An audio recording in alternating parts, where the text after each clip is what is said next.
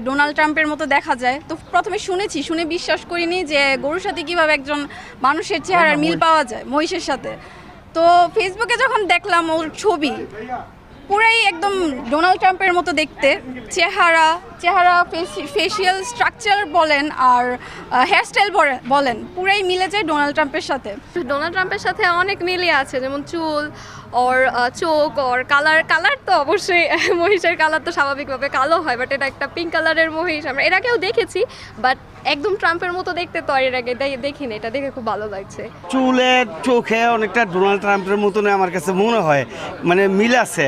তো এইটাকে কেন্দ্র করে সারা পাইকপাড়া আনাচে কানাচে অনেক দূর দূরান্ত থেকে লোকজন আসতে দেখতে, আমিও দেখতে আসছি। এখানে একটা রোনাল্ড রামের মতো একটা মহিষ গরু আছে, এই জন্য এটাকে দেখতে আসছি।